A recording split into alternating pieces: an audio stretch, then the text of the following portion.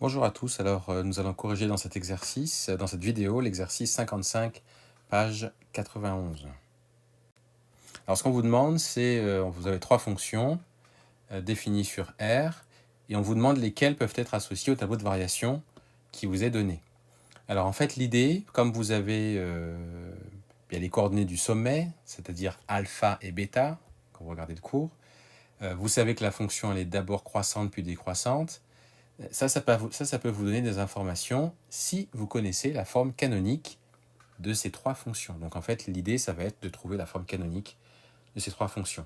On va d'abord tout développer, et ensuite, on va pouvoir trouver la forme canonique. Alors, pour la f, quand je développe, alors vous savez développer, hein, donc je développe d'abord cette partie-là, x plus 5 facteur de x plus 1, ça me donne ça. À la fin, je multiplie tout par moins 3, voilà, et ça me donne...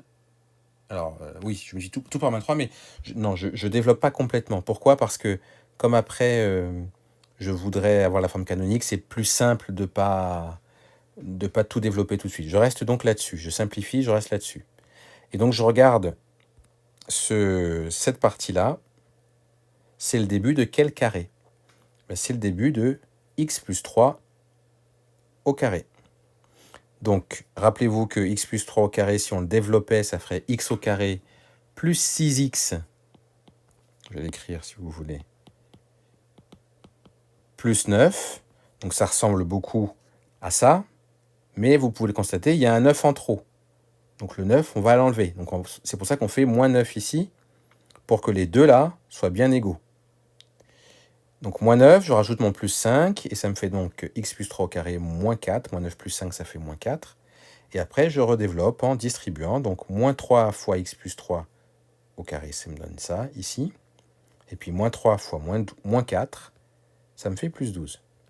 Donc là, qu'est-ce que j'ai comme information? J'ai mon alpha et mon bêta. Mon alpha, c'est moins 3. Mon bêta, c'est 12. On rappelle, hein, la formule, c'est x moins alpha. Donc normalement, il faut un moins ici. Et si vous avez un plus, eh bien, il faut plutôt que mentalement, vous vous disiez que c'est x moins 3, le tout au carré. Donc c'est pour ça qu'alpha, c'est moins 3. Et puis, comme vous avez ici un a qui est négatif, ça veut dire que c'est d'abord croissant et ensuite décroissant. C'est ce que vous voyez ici. J'ai bien moins 3 et 12, là et là, au niveau d'alpha et bêta. Donc vous voyez que ce tableau-là ne ressemble pas du tout à celui qu'on a en deuxième position. Enfin, pas en deuxième position, mais en celui que vous avez dans l'exercice.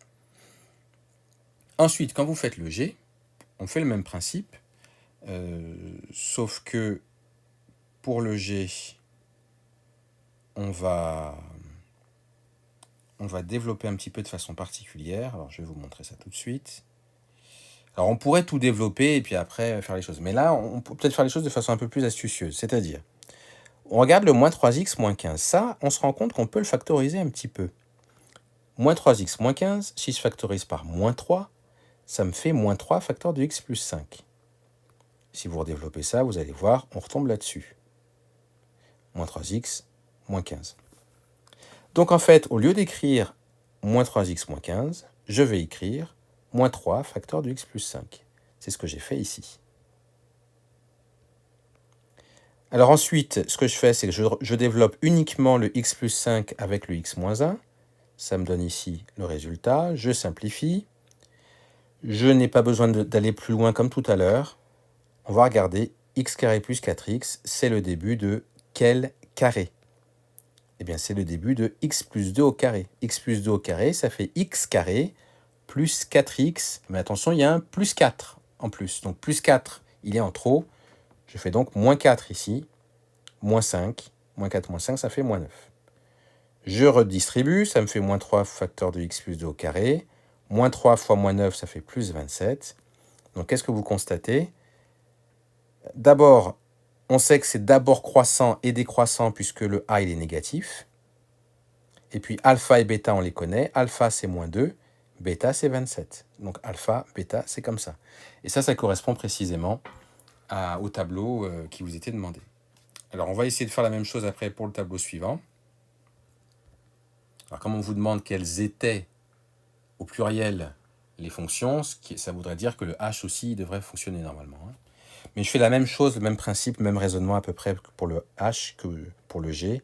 C'est-à-dire que je regarde moins 3x plus 3 et je le factorise comme ici, vous le voyez. Moins 3x plus 3, si je factorise par moins 3, ça fait moins 3 facteur de x moins 1. Si vous redéveloppez, ça fait moins 3x, moins 3 fois moins 1, ça fait plus 3, donc ça colle bien, c'est bien égal.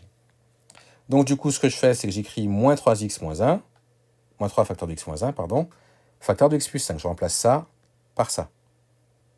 Alors je peux intervertir l'ordre, hein, puisque c'est une multiplication, l'ordre de calcul n'a pas d'importance. Ensuite, je développe uniquement cette partie-là. X moins 1 facteur de x plus 5, je le mets entre parenthèses, c'est ici. Je simplifie.